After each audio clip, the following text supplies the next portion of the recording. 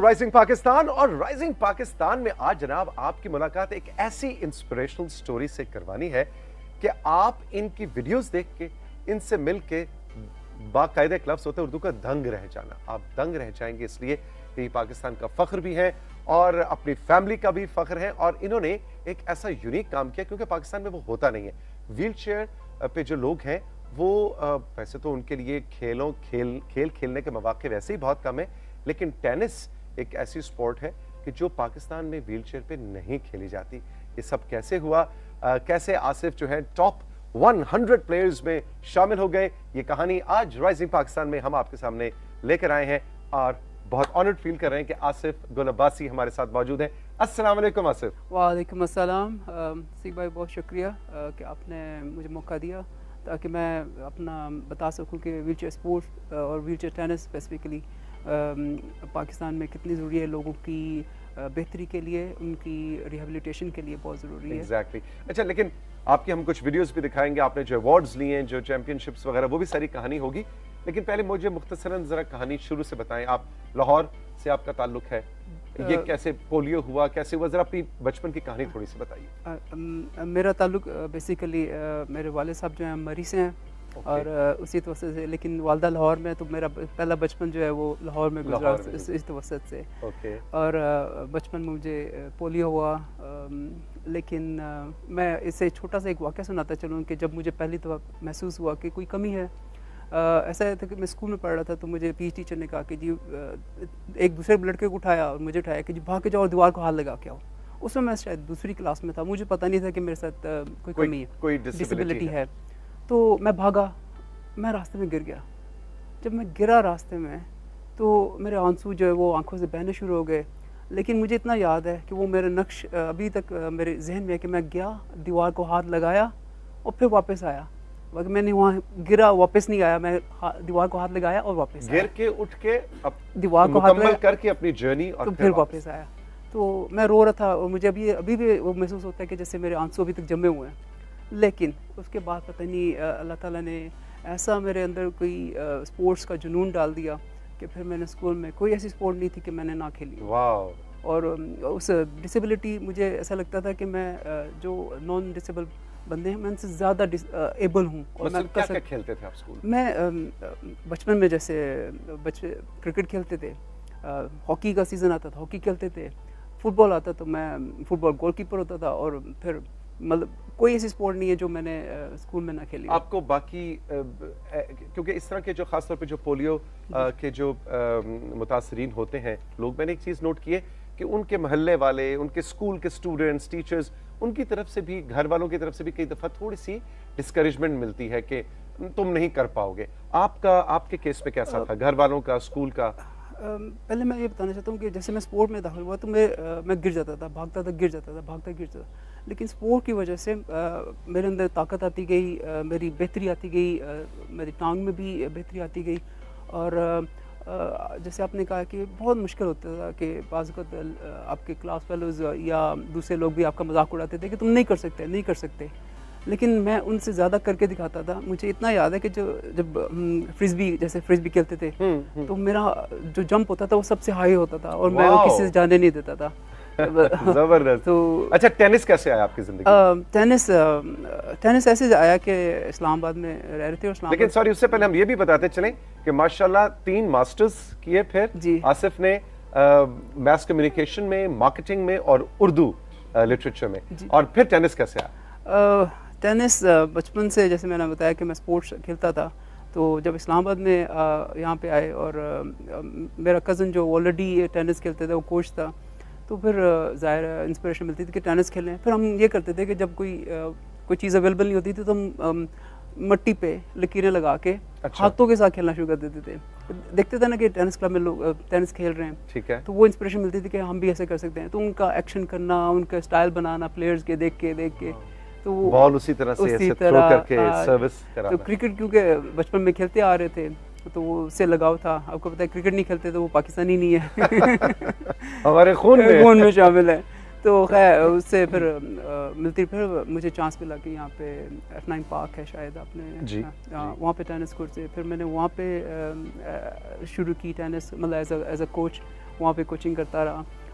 फिर इसी तरह सिलसिला फिर आगे आगे चलता गया। मुझे इतना याद है कि गर्मियों के सख्त दिन भी होते थे तो मैं अकेला 2:30 बजे जून जुलाई में टेनिस कोर्ट F9 पार्क में पहुंचा होता था और वहाँ पे मैं अपने फ्रेंड्स के साथ खेलता रहता, मतलब जाली के साथ खेलता, जाली के साथ जाली खुद ही। हमारे पास एक वीडियो है आसिफ की तकरीबन 2 मिनट की, हम वो वीडियो भी साथ साथ प्ले करेंगे और साथ साथ ये कहानी भी उस वीडियो पे आसिफ हमें सुनाते रहेंगे, क्योंकि अब इनका बहुत ज़्यादा बरतानिया में वक्त भी गुजरता है, क्योंकि वहाँ पे व्हील चेयर टेनिस प्लेयर्स के लिए मौके ज़्यादा हैं। तो ये यूके में, पाकिस्तान में भी होते हैं, यूके में भी होते हैं और अपने इस करियर को परस्यू करें।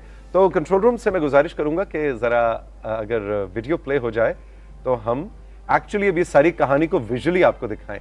ये देखें जी, ये आसिफ हैं, ये इन्होंने अपनी बेल्ट बांध ली है जैसे हम सीट बेल्ट बांधते हैं हवाई जहाज में, और ये वाह जी बड़ा कंट्रोल है व्हील चेयर के ऊपर आसिफ को। अच्छा जी, ये कौन सी जगह है आसिफ? ये लंदन की जगह है, एक टेनिस कोर्ट्स हैं वहाँ पे मैं। अच्छा, ये लंदन की वीडियो है जी। ओके, और ये जनाब वार्म अप हो रहा है। जी जी, ये वार्म अप हो रहा है और वार्म अप हर किसी के, जैसे आप सेगमेंट था, वार्म अप बहुत ज़रूरी है एग्जैक्टली इसके लिए। जो ट्रेनर काशिफ हमें बता रहे थे कि वार्म अप बहुत ज़रूरी है, तो इस स्पोर्ट में भी वार्म अप ज़रूरी है। जी जी। अच्छा, इसके मैं देख रहा हूँ आपकी व्हीलचेयर के जो व्हील्स हैं वो थोड़े से टेढ़े हैं, इसकी क्या वजह है? ये स्पेशलाइज्ड व्हीलचेयर, स्पोर्ट्स व्हीलचेयर है और टेनिस के लिए, क्योंकि इसके व्हील जब ऐसे होते हैं तो गिरने चांसेस कम होते हैं, गिरने के चांसेस गिरने, और इसके बाद पीछे एक एंटी टिपर भी लगा होगा, जिससे ये कि आपका टर्न, आपकी मूवमेंट, आप बहुत तेज़ी से इसको घुमा सकते हैं, 360 डिग्री पे घुमा सकते हैं, क्योंकि इसमें जब आप शॉट खेलते हैं तो आपको रिकवर करना पड़ता है। तो आप जब रिकवर करने के लिए अगर आपकी ये मूवमेंट अच्छी होगी तो आप बॉल तक पहुंच सकते हैं।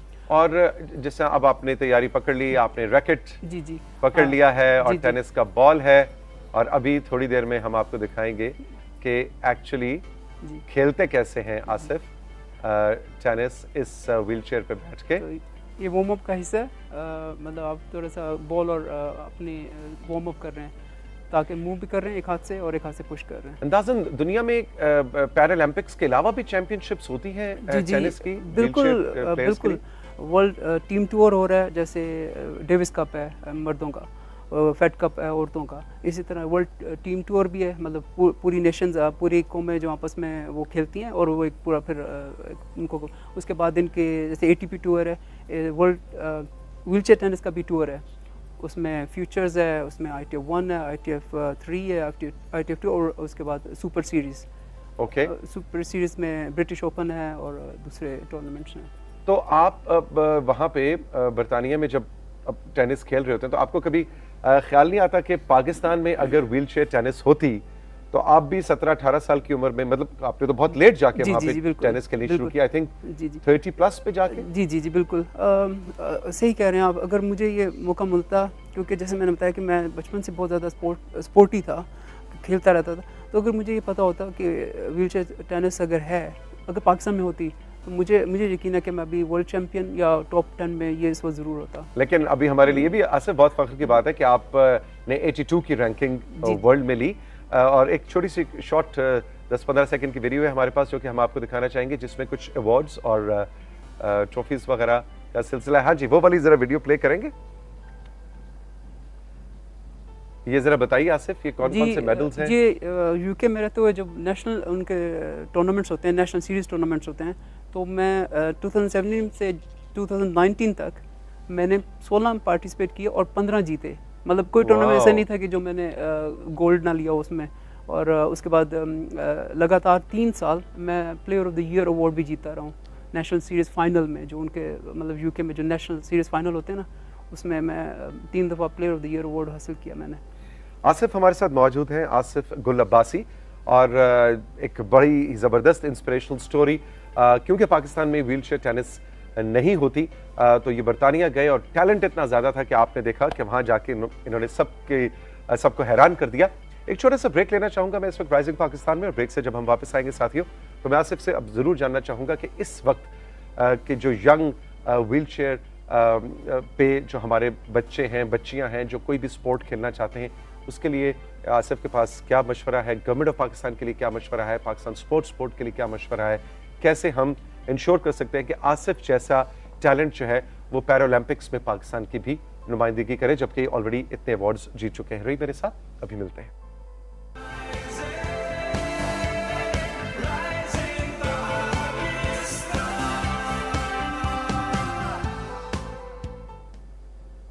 राइजिंग पाकिस्तान के सेट्स की रौनक बढ़ा रहे हैं आज आसिफ गुल अब्बासी, जो कि व्हीलचेयर टेनिस प्लेयर हैं, व्हीलचेयर इंटरनेशनल टेनिस प्लेयर हैं।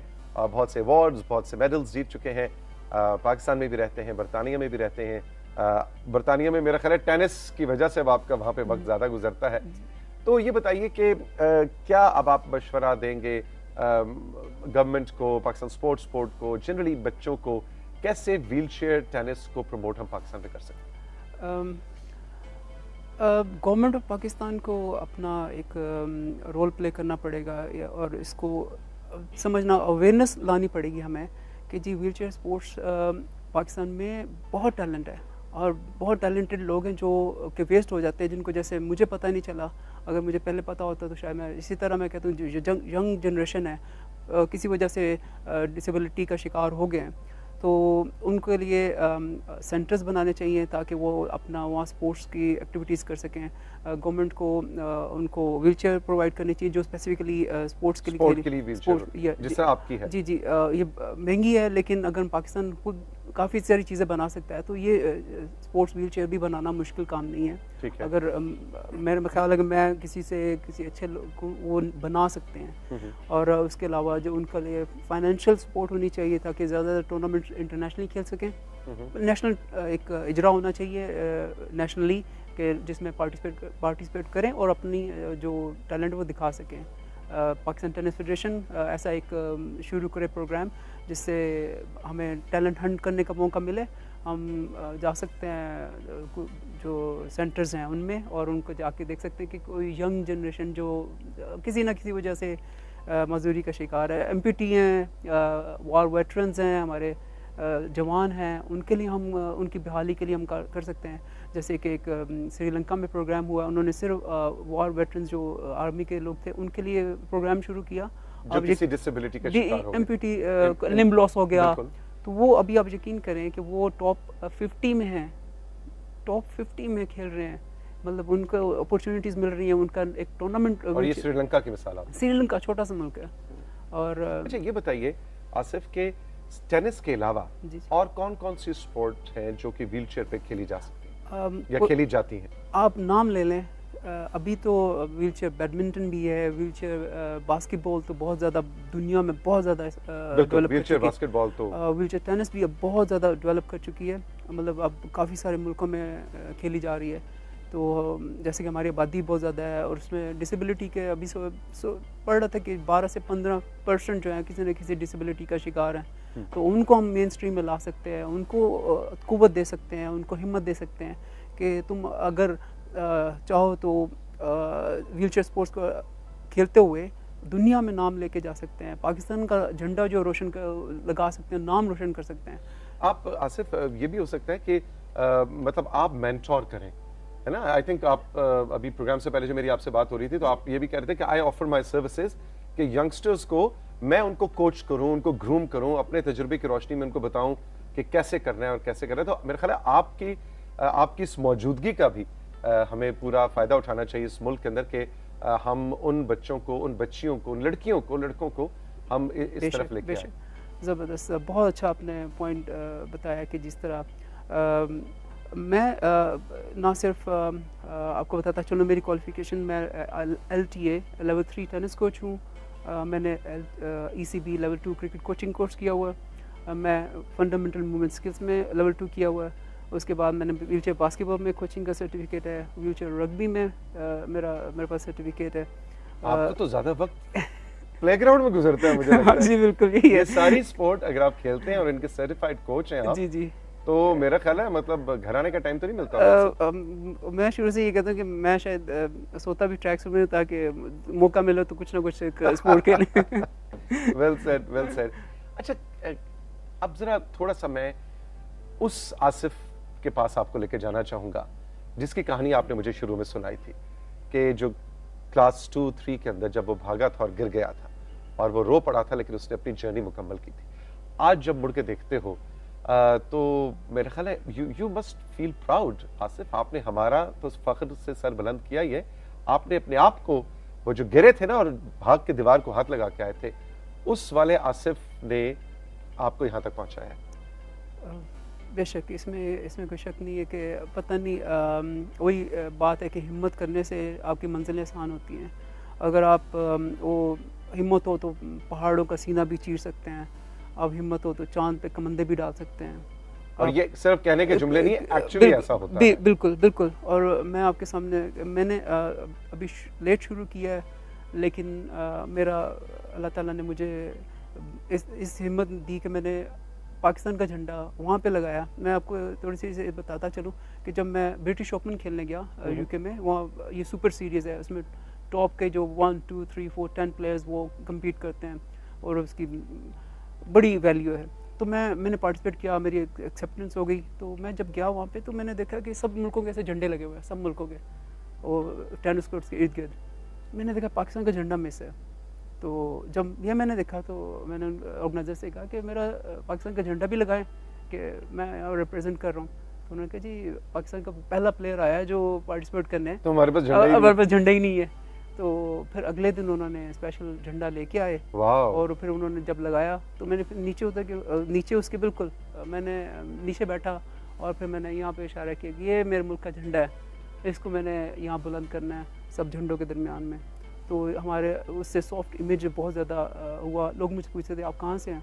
मैंने कहा पाकिस्तान से। अच्छा पाकिस्तान में टेनिस खेली जाती है? मैंने कहा पाकिस्तान में खेली जाती है, बल्कि हमारा एक प्लेयर भी है इसाम, और फिर उसके बाद मैं हूँ यहाँ पे, मैं आया हूँ। और बहुत से प्लेयर्स हैं, ख़वातीन हज़रात दोनों, बिल्कुल मर्द ख़वातीन दोनों, और बहुत ज़्यादा खेलते हैं और बहुत अच्छी टेनिस खेली, बहुत अच्छी। और उसमें ये थोड़ा सा आ जाता है कि फाइनेंशियली तो से जो हर्डल्स हैं वो, और उसके बाद अपॉर्चुनिटीज़, कोचेज़ की जो सर्टिफाइड कोचेज़ हैं उनकी कमी है थोड़ी सी, और टेनिस कोर्ट्स की तो है ही है। उसको हमने इसी तरह, मैं कह रहा था गवर्नमेंट अगर चाहे तो एक सेंटर बनाए जहाँ पे ऐसी फैसिलिटीज़ प्रोवाइड की जाएं। और जैसे मुझे अब बहुत ज़्यादा एक्सपीरियंस हो गया व्हीलचेयर टेनिस में, तो मैं अपनी खिदमत देने के लिए बिल्कुल तैयार हूँ। और हम वक्त मेरी तरफ से कोई भी होगी, मैं इंशाल्लाह यहाँ पे आऊँगा और मैं करूँगा। ग्रेट आसिफ, यकीन जानिए आपसे मिलके बहुत खुशी हुई, बहुत कुछ सीखा मैंने आपसे। और मेरा ख्याल है मेरे साथियों ने जिस वक्त टेलीविज़न पे हमारा ये प्रोग्राम देख रहे हैं या ऑनलाइन बाद में यूट्यूब पे देख रहे हैं, मेरा ख्याल है कि आसिफ ने ये साबित कर दिया है कि आप एक्चुअली व्हीलचेयर के साथ वो सब काम कर सकते हैं जो कि आप व्हीलचेयर के बगैर जो लोग हैं वो करते हैं। मतलब डिसेबिलिटी, हमेशा कहते हैं कि it's all up here, disabilities यहाँ पे होती है। जी बिल्कुल। अब मैं एक चीज़, हम कभी भी किसी को ये ना कहें कि जी वो बेचारा नहीं कर सकता। व्हीलचेयर आपको इक्वली ग्राउंड प्रोवाइड करती है। कंपटीशन, ये टेनिस है, अगर आप देखें तो ये टेनिस ही खेली जा रही है, लेकिन सिर्फ इतना फ़र्क है कि ये सिर्फ व्हील्स पे है, वो टांगों पे। बिल्कुल। और इसको टेनिस की तरह ही देखें, इसको स्पोर्ट की ही तरह ही देखें, और उनको इतना ही इंकरेज करें जितना का उनका हक है। मैं पाकिस्तान को रिप्रेजेंट कर रहा हूँ, तो मैं भी उतना ही एबल हूँ जितना कि पाँव पे खेलने वाले हैं। तो ये पैगाम देना चाहिए कि बहुत ज़बरदस्त आपका पैगाम है Asif, thank you so much, all the best. Programme का वक्त अपने इख्तिताम को पहुंचा है और we are with you and good luck for your future endeavours. हम चल के लेंगे अब आपसे इजाजत। राइजिंग पाकिस्तान में जिंदगी ने दी इजाजत, फिर मिलेंगे। आसिफ की बातें आपको कैसी लगी हमें इनबॉक्स जरूर कीजिएगा हमारे फेसबुक पेज पे जिसका नाम है राइजिंग पाकिस्तान। खुदा हाफिज।